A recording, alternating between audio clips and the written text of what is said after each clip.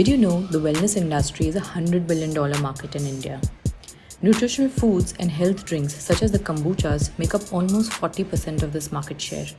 While the kombucha market is still pretty nascent in India, there is a lot of buzz around it. So, interesting times ahead for the kombucha players and consumers. I'm going to ask you a super basic question that I get asked when I pitch for Atmosphere Kombucha as part of a brand portfolio at Kytchens, that what is kombucha? Yeah, so kombucha is a sparkling fermented tea. The main USP is it's full of probiotics, it's low in sugar, and at Atmosphere we aim to make kombucha that is tasty as well as healthy. So we're really making kombucha for non-kombucha drinkers. It's not any of the pincher nose and chug or vinegar shot type of thing. So I think in India we have so many local seasonal fruits that we can pull from, and so you'll see in the summer the mango, plum, lychee, all of the excitement of the season. We're trying to encapsulate that in our drink. Nice. And what's your background? What do you guys studied? How do you guys get into kombucha? Where are you guys from? So Ariella and I, our family is from the United States, and we both grew up in India. Though our family moved to India in 1992, and so we went to school here in India, and then we went to college, university. We did in the United States. Both of us did liberal arts. I did computer science, Ariella did computer science and acting. Our parents were definitely very excited about the computer science. So we always joke that our parents are more Indian than Indian parents. But yeah, after that I think we both realized that we wanted to be a career that was creative, that had where we could really do something that we were passionate about, and we've always been really just kind of busy in the kitchen, growing up. Especially because we grew up in a small town in Missouri, in Uttarakhand. And so in Missouri, at that point in time, if you wanted nachos, you had to make the chips. You know what I mean? If you wanted a donut, you had to go out and you had to get maida and you had to make a dough and you had to we wanted all those things. So, Saturdays we were frying donuts, we were making nachos, we were, so we were always really busy in the kitchen, always making interesting stuff. I think for us that was our art, it was our way that we like to express ourselves, it was our way that we like to create stuff, we love food. And so I think, when you're thinking about we'd like to do something in entrepreneurship, food was sort of the first thing where we felt okay, we have some expertise in this, we're talented in this area. And we both moved back to India. I had started a brand with Fab India called Fab Cafe. And Ariella was working as a nutritionist with Organic India. And then the kombucha brand just kind of evolved organically. I think one thing was that we had noticed, we'd seen over my time at university, I'd seen the kombucha industry go from zero to a multi-billion-dollar industry. Over the course of my time in college, it went from being this obscure thing that's available in a health food store to now kombucha is at every gas station, every grocery store has a kombucha. It's become a part of modern retail, food retail in the United States, and so and we see that happening in other places too. So we realized that it was a global trend, and it hadn't really started in India yet at that point in time. And so we thought, we love kombucha. We're already good at making kombucha. We've both been brewing kombucha for over 10 years at that point. And so we thought maybe this is a good place to start our entrepreneurship journey. So that's kind of how Atmosphere was born. But it started with Ariella, giving kombucha to her nutrition clients because she wanted to recommend them a good living daily probiotic that they could have every day that would help them with their gut issues. And there just wasn't really anything great on the market at that point in time. And so she just started giving kombucha to her clients. I used to take kombucha to the restaurant just for myself to drink. And then at one point, the other people in the restaurant were how come you never share your drinks with us? And I was oh, it's this weird fermented thing. I don't know if you would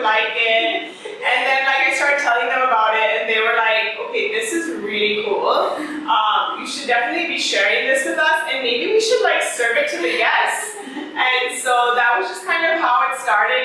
Once we got the kombucha and Fab Cafe, like literally within a week, like restaurants were calling me and they were like, "Where do we need this kombucha from? Like we need it, And then we were like, wow, like it's a thing. Like this is a business that we might be able to do. Nice. So what made you fall in love with India? Like was it the food, the people, the culture? Or like I'm sure Masuri is like beautiful, but what made you come back from the US, after you guys were done with your studies?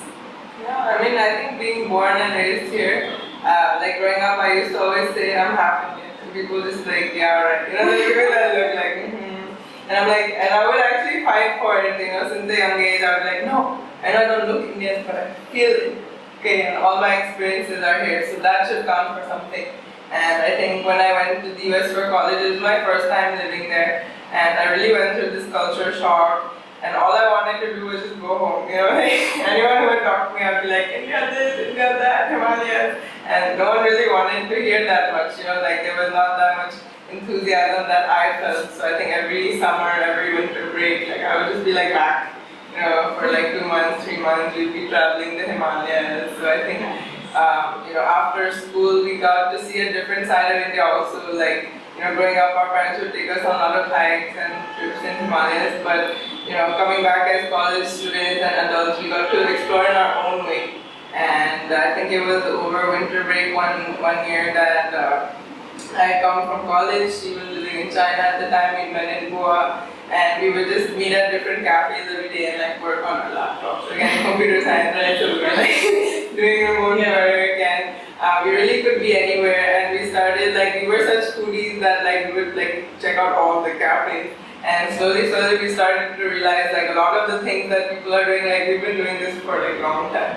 And so got a lot of ideas about things that maybe we wanted to implement, and I think trying to see how you can fit into a society as an adult, because as a kid your role is very defined. You go to school, come home, like there's not that much. It's just more pain. So I think as an adult and like understanding how to integrate into the culture, we really wanted to start something of our own that in a way we wanted to give back to the place we were born and brought up. And I think mostly like forefront in my mind was I wanted to make a difference for women, because I think growing up seeing how women were treated differently, it always bothered me.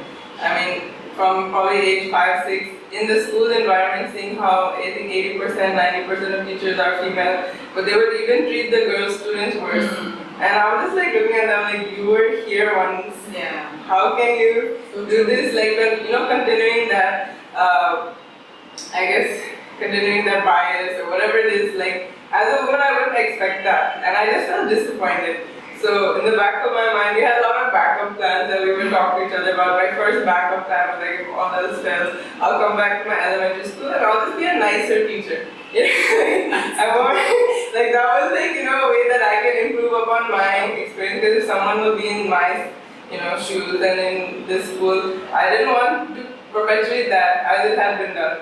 And I think, secondly, for us, wanting to help empower women, we started to see that, like we had gone to college, but we were really drawn to the food industry. And if we look at the best cooks in India, they're not the chefs in the restaurant, they're the ones that fashion. And why aren't women more in the food, like, space?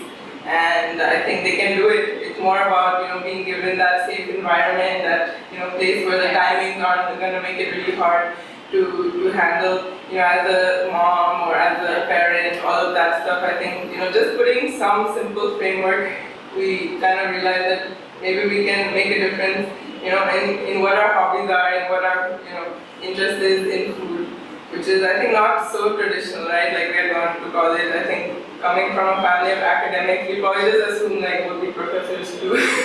But at one point it wasn't clicking. At one point after finishing my computer science degree, I was like, I never want to be in front of a computer ever again. I realized like I'm happiest when working with my hands, and how much empowerment there is in being able to create value with your hands. Yeah. Right? You transform this thing, starts as an onion and turns into something worth so much more, just with a little bit of skill.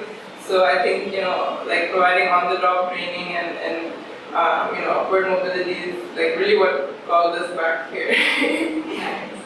how is it working together as siblings? So, coming from my past experience, I also founded a startup with my husband, and we ran it for a couple of years.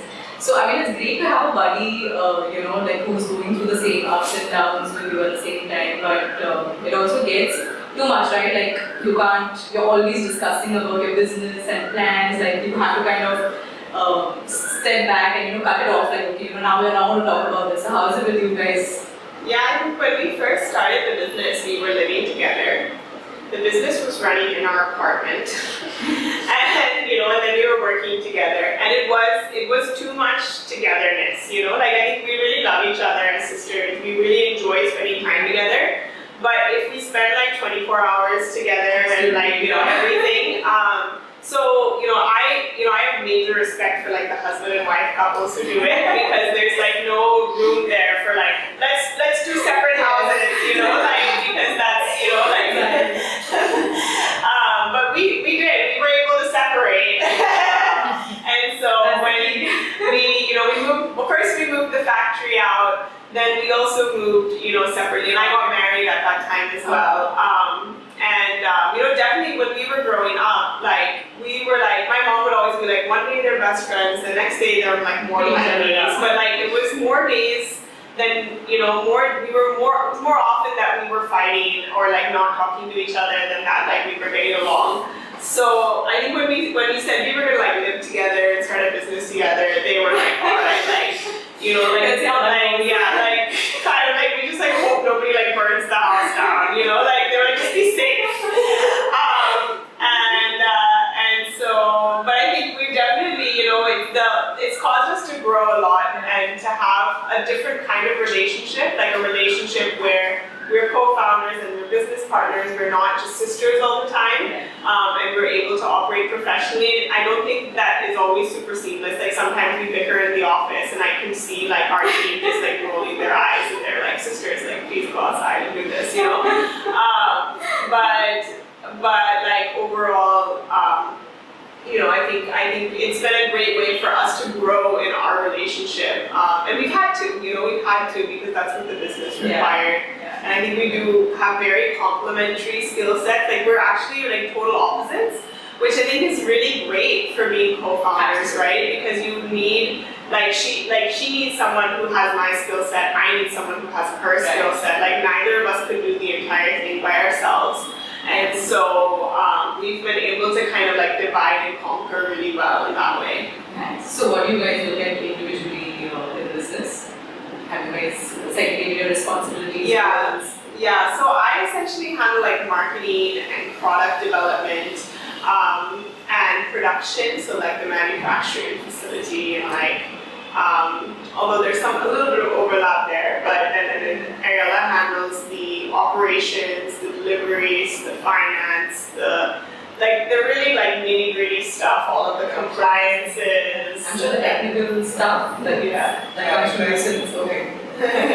So the recipe was and process. Okay. It's funny, as she said, we have very complementary skill sets. So something she will like never be able to do. For me, I'm like, oh, like, how do that like, I can't fill out forms. Like, I just can't do it. Like, there's like, I'm like, can you fill out this form? And she's like, what is wrong with you? And I'm like, I'll spend all day putting out the form that I have to fill out. Like, just simple things like that, But then, like, when you do the compliance stuff, you're like filling out forms all day. So, yeah. Nice. Okay. And how big is your team in India? How many there in production? Yeah, so we have about 24 people in total in our team. Most of that is ladies in the production, or team would be in production. That's our biggest, being a manufacturer and making a very unique product. So it's a very hands-on process.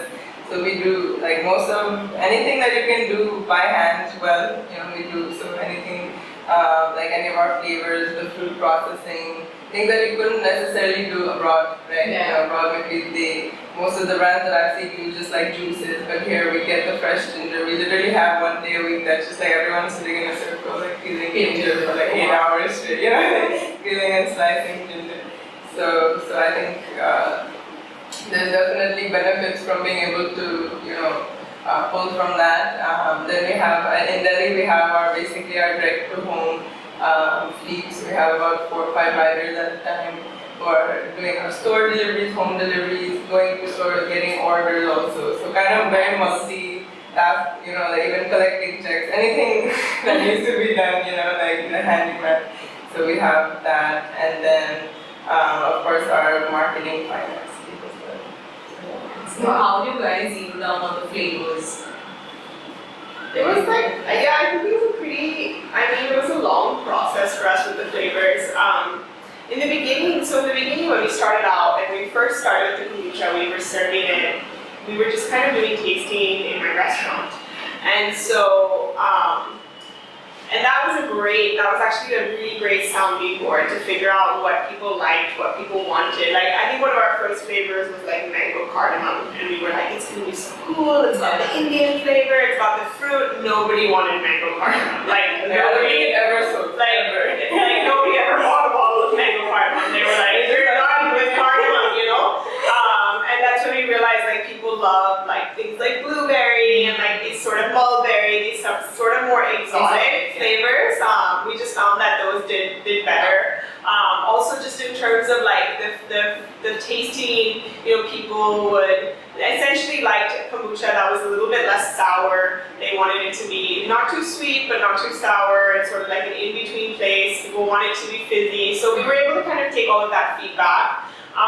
We're definitely like, all of our flavors are inspired by natural ingredients, So when we're developing a flavor, it usually starts with like a farm somewhere where, we'll meet someone and they'll be like, oh, like there's this farm and they have these really lush, like cardinal apricots, and that's how it starts. And then from there, we get those ingredients and we bring them in and we start figuring out, okay, like, do we pair this? Do we just do it as it is? How do we turn this into a flavor that people will really like? We definitely have a pretty high standard.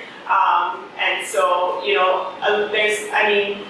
it seems like we have a lot of flavors, but there's like so many more flavors that never got launched because, they just didn't quite meet the standard of like, what we wanted it to taste like. Okay, interesting. So do you guys also do some market research? Like once the flavor's ready, you like do some testing with friends and family, and anything does it make it? Yeah, so we do testing with our team.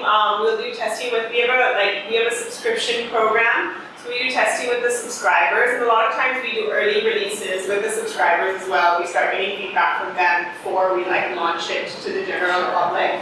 And that's been really helpful just in terms of even just tweaking the recipe, right? Being like, oh, this is really good, but if it was a little bit more like this, we would like it better, or things like that. So then you can go back and so we can go back. I mean, the great thing is we have our own manufacturing unit, and all of our kombucha is made fresh every week. We sell out of everything every week. There's nothing in our fridge that was a week old at this moment, and so. That means that we can be very nimble with our manufacturing, and so if we need to change something, we can change it really fast because we're always making new stock. We're not working with a third-party manufacturer, and we're still not in a place where we're making big quantities. So we can, we do small batches of unique flavors. We do seasonal flavors that are only available, especially in the summer.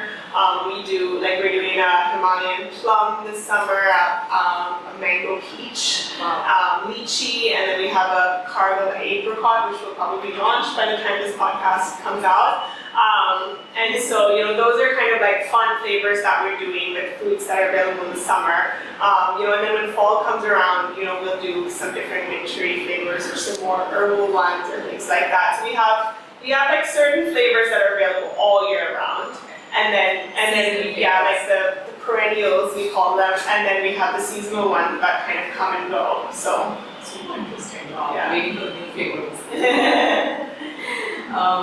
So what are your views on competition, right? I mean, since this category is still very nascent in India, and there have been a bunch of other kombucha players, suddenly everybody's learning about different kombucha brands coming. So what are your views on the other players in the market, and how do you guys differentiate yourselves from them?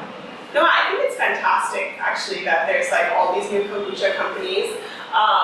because it's such a new product and the market is so, untapped in this area that I feel like,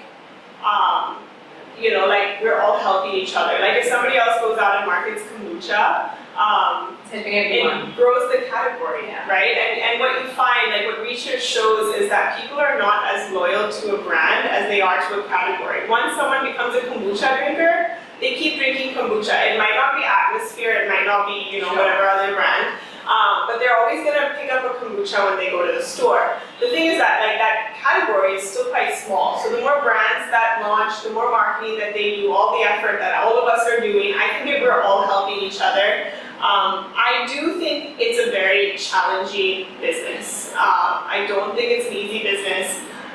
There's definitely no getting rich quick with kombucha.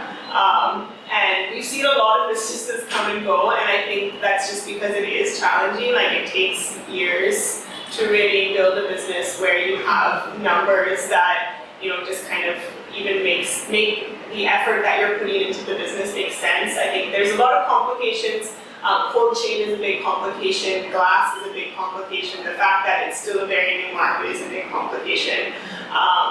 And then just, anyways, FMCG is hard, right? It's not easy with any product, but kombucha makes it like even harder. And so I do feel that although there are so many brands in the market, we've also seen, like we've been in business for 5 years. There have been so many brands before as well, and a lot of them, have kind of fizzled out after a couple of years because it's really hard, and it takes a lot of like non-stop perseverance for years on end to really kind of get a business like this running. So I'm not sure like if I would choose kombucha again, but I'm happy that we're doing it. Yeah.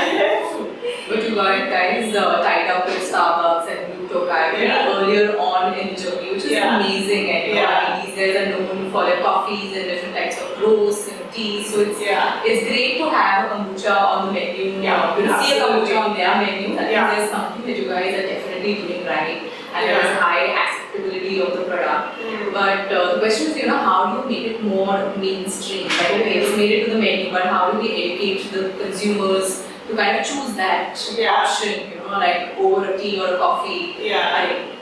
Any thoughts on that? I think educational marketing has always, like from day one, especially because Ariella is a nutritionist, it's always been our kind of go-to thing to do. And for us, that involves creating videos that are educational, creating blogs, creating YouTube videos, doing workshops, also just like a lot of sampling, just going to markets, going to stores, talking with every single person, explaining them what kombucha is, making them try it, I think there's nothing that can replace sampling. It's the one thing in the food industry I think that works the best. I think because we're so focused on quality, right? Like being a nutritionist and health chef combo, it's very important for us that we don't compromise on any of the ingredients. We choose our flavors not only by taste but also by what health benefits they bring as well. So I would say a lot of it is very experiential. That's how it started. I started giving kombucha to my patients, just like I make this for myself, we take a bottle, try it out. And they were coming back to me with their parents, with their kids, like we want this. And as people experience the benefits and the changes in the gut that come from having that thinking probiotic dose as well, that awareness is really learned. I can talk all I want about the benefits, but once you felt better, then you're convinced. It's definitely, it's a feel-good drink. And I think there's a lot of word of mouth that happens too, because if you start drinking something and you feel better, you're going to share that with your friends, or you're going to share that with your parents, or your husband, or whoever is in your circle around you. So any supply chain issues you guys face since the product is fermented? I'm sure there would be some challenges that you guys are facing all the time. Constant. What are they and how do you overcome that? I think pet peeve of mine is like a delayed shipment, like monsoon. One time the train just got lost. They were was in like West Bengal or something. It got flooded. We can't even track the train, and then I'm thinking about like how many boxes I put in the train, and then it's like we have no idea where it is. It could arrive in 3 days. It could never arrive. So things like that where you really do feel it's out of your control because no one's going to guarantee your goods, right? You hand over something to a third party. And like you're just hoping, you're like paying a lot and you're like just hoping that they do what they say they will. And beyond that, all you can do is follow up, like you said this, So, I mean, a lot of things that we're doing on our end as well to like, standardize the process and like, we're always continuously improving our packaging as well so that, we don't face so many of those issues. But with it being a live and raw product, again, I mean, I'm sure any like milk company, any of coaching company can definitely relate to that. And I'm constantly like inspired by others in the industry because I think there's so much learning that keeps happening. People are so open. I'm just constantly having conversations, learning from people, and that kind of learning mind is always on. Okay, how could we apply this in our industry as well? So with this challenge also comes good, amazing potential for learning. We never went to business school. I think at this point we don't feel that maybe we should have because, again, most of the learning has been in the daily, in the now, which you won't really learn in school, right? You just have to go out there and try. So how many cities do you guys take to right now? Right now we're available in about 30 cities across India, and like anywhere the train or flights go, I think we'll do our best to get it to. And how has Kytchens helped you, at least in Mumbai, to establish? You guys have been the best. You guys are like one of the best things that ever happened to us. Yeah. I mean, I think being a Delhi brand, and then when COVID happened, we weren't really able to ship anywhere. So once the lockdowns closed, like Kytchens, like flexibility and willingness to help us grow and help us reach new customer, completely new base. Was really instrumental in growing the brand. I think Delhi is also very seasonal in the winter. It's very very cold. No one's drinking kombucha, so I think that's like all the hope we have for surviving is getting into new markets and getting into places where we weren't able to explore before. We might not have had the capital to like set up a unit here, but Kytchens has made that possible. Awesome. So I'm going to come to the crowd favorite question and how the experience at Shark Tank and how has the life changed pre and post your appearance on the show? Yeah, so Shark Tank was definitely very nerve-wracking but very exhilarating and very fun at the same time. Interestingly, before we went on Shark Tank, we were getting to a point where we'd gone from being like, we're not going to get investors, we're just going to bootstrap this business, it's going to go organically, and we got to a point where we were like, actually this is not working, like, we are always broke, and maybe investment would help.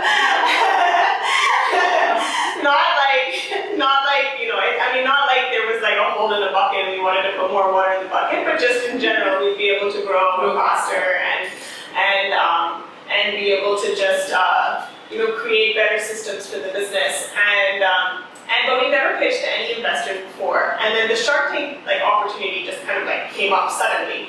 And it happened really fast because we applied after the deadline for applications. And then we heard back the next day and they were like, send a video, and we sent a video, and then they were like, a couple days later, they were like, come to Bombay, audition. We auditioned. And then, and in between, they just don't tell you anything. Like, they use these burner phones, so you can't call them back or something. They never take any of your calls. So they call you, and then as soon as the call is over, you're like, I wanted to ask this, you can't call them back. So finally, suddenly we get a call, and they're like, come to Bombay, you're gonna pitch to the Sharks in 6 days. We had 6 days to prepare to pitch in Hindi, which is not our first language, obviously. And so we were definitely we just got very focused, We were like, okay, this is a once in a lifetime thing, we have to do this. I had seen Shark Tank, I saw Shark Tank season 1. My husband's an entrepreneur, I'm an entrepreneur, this is what we do. We just sit down and we watch Shark Tank and we talk about it. And I was like, I would never go on that show. That's what I said to him. I was like, I don't think I can. Like, I was like, I just don't think I could do it in Hindi. Like, I really didn't think I was capable of it. And so when the opportunity came around, I was like, okay, we're just gonna do this. Like, I don't know how we're gonna do this, but we're gonna do this. Like bubbly, like, I don't know. I like, cause our Hindi is okay, you know, but it's more like ye kitne ka hai, like wo karo, ye karo, you know, like yeah, it's not like pitch to investors type of Hindi, you know. So we definitely, you know, I was like, we can do English, right? Like, they're like, no. and no, they're like, yeah, their English is fine. So, but yeah, when it all came around, I think we really prepared well. We were we had 6 days, and those 6 days we were like focused, you know, and we were like, I was watching all the episodes. I was writing down all the questions that people were asked. And then I was like crafting answers to those questions. And then my mother-in-law was like editing them in Hindi to because all of my answers were like terrible grammar. So she was like writing them like proper grammar, and then we were like reading them and like kind of, you know, just so that we had like the right words to say when the questions came around, because like if it had been English, we wouldn't have had to do any of that. But definitely, I think the language for us made us have to prepare a bit more. Yeah. Cool. But has your life changed after that? Do people recognize you? Yeah. I mean, yes. Every now and again, it does happen to recognize us, and I think I think what's really great is, you know, when you're a startup. And especially when you're like two like foreign women in India, like show up at like the Marriott, for instance, right? And you're like, I want to pitch you this product, and they're like, you must be tourists, you know, like number one, you know, they're like, what do you think? Like, what brought you to India? Are you are you tourists? And you're like, no, we run a business, and you have to like kind of go through all these iterations to like convince them first that you're like a businesswoman, and that you have a product, and that it's a good product, and that they should, you know, put it in their hotel, right? So there's all of these iterations that I think some of it comes from like not looking like everyone else, and so, you know, most people just, if they would see us on the street, they would assume that we're tourists, right?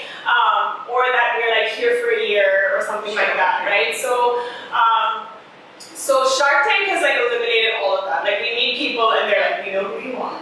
Your dad was an IIT professor, you know, like they literally know all the details. They're like, we saw your family photo. Like, this is like getting a little bit too far. Like, I feel like we overshared, you know. but it's really helpful for the business because people are like, we know Atmosphere Kombucha. I'm so excited to try it. You know, and people are just like much more open to like putting it into their store, into their hotel, into their, you know, cafe. And so I think that's been incredible. We've seen a big like uptake in sales. It kind of went up, and now it's sort of normalizing a bit more, but I think there's like and still like the work is now a little easier, you know, to be able to grow, to be able to do sales. It's just a little easier because people like, they either know who we are, or like the first meeting they haven't seen the episode, but by the second meeting they have seen the episode.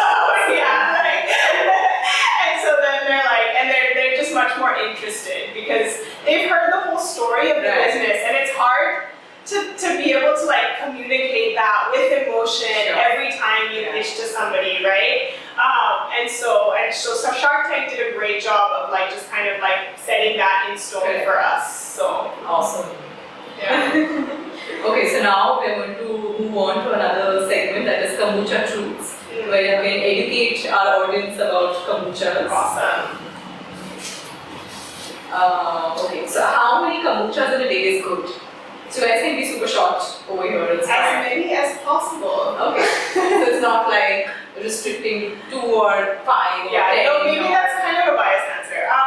So like I would say like, 2-3 kombuchas a day, that's where you'll get the maximum benefits. Like after that, it's not like bad for you to have more kombucha, but it's not like any better for you to have more kombucha. But like 2 to 3 a day is like, 1 a day is the goal. So like, for people who are just getting into kombucha, like it's so important to have like probiotics every day, so to have one kombucha every day is really great for you. Yeah, I mean, each bottle is about 2 billion CFUs, so it's pretty potent in terms of probiotic servings.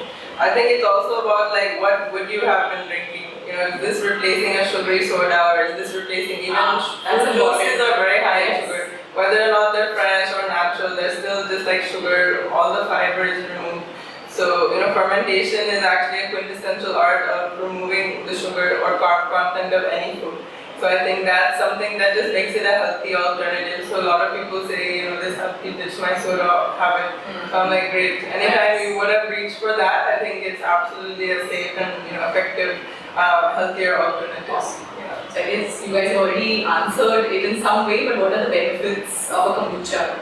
So, I mean, one, it's made out of green tea, so all of the benefits of green tea, and then those benefits are then fermented and multiplied. So you have antioxidants, the organic acids, you have B vitamins, and then plus the added probiotics, and then plus like each flavor has its own benefits. So for instance, like elderflower is really, really great for your immune system and your respiratory system.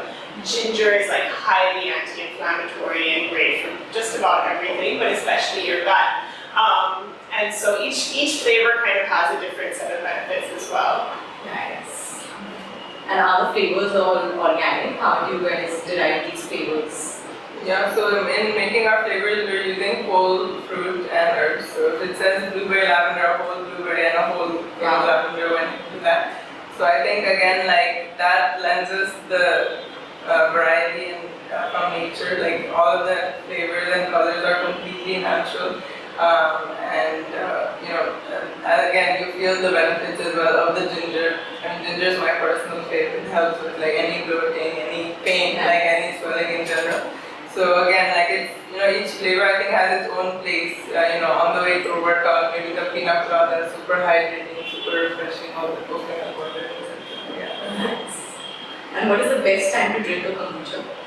So best time is before or with your food. So as with any probiotics, that's the best time for the probiotics to get absorbed. It's not limited to that though, because you can really have a kombucha anytime. So as I was saying, like on the way to the gym or, you know, just as a hydrating as well. But if you're having it for the probiotics, that's when it will, you know, have the most digestive. So you can also have it with a meal. Yes. Yeah. Yes. So having kombucha like right before your meal will actually make your stomach ready to digest the meal. So very helpful, but like, you know, couple sips, then having it with them, I think, you know, all well. Okay. And which countries have matured in the kombucha market that you guys look up to? So, I mean, so kombucha actually originated in kind of Manchuria, northern China. But kombucha as an industry really took off first in the United States in the early 2000s, essentially. But actually, in the kind of hippie era in the US, like in the 80s and 90s, home brewing kombucha became this kind of very popular thing among the more kind of like earthy, natural, organic type farmers market people. And so I think the United States is the country with the biggest kombucha market at the moment, and probably the country with the biggest kind of kombucha awareness. And definitely, I would say the UK also had, and Australia actually have some really big kombucha brands and a fairly, you know, developed market. But beyond that, I feel like India is doing pretty good actually. Yeah, there's a lot of awareness about health and wellness, and people are willing to try different products and then spend a little bit on the health. So that's great. Cool. So like a mid-term vision perspective, do you guys yourself entering any other beverage other than a kombucha? We are thinking about it. We're thinking about it. I think definitely, you know, on the cards is a more like a cheaper beverage, so like a more kind of medium range beverage. But I don't want to say too much about it yet. Okay. But we are thinking about it. Yeah. Cool. And what does the future hold what does the future look like for Atmosphere Kombucha? So you already answered the question, but anything else in the pipeline? Any collaborations, any flavors? Yeah. So we're building a new factory right now, so that's pretty exciting. So we're going to be really kind of like ramping up our production, which will also kind of change. We'll be able to like really work on the consistency of the kombucha, which has been a bit of a struggle, especially because India has like such intense weather situations. But beyond that, we also have a lot of new products coming up. So we're really working on kind of expanding our product portfolio. Just because the kombucha category is, it's at a certain place, and there's only so fast that category is going to grow. And so I think in order to create kind of a robust business, we did want to explore different categories. We already have, the chocolate vegan, the sugar-free fudge, which you guys also do a lot of Kytchens. And we've been exploring baking mixes. We did pancake mix, cake mixes. And then we have some like really fun new products, which I think will be out in the next like month or two. Awesome. So really, so we're just expanding more. I think we just, we feel like, having a healthy gut, it's a lifestyle, and kombucha is a really great part of that. But there's so many other, like, it's not the only thing we need. There's so many other like healthy alternatives that you can create to unhealthy foods, and so that's really where we're focused.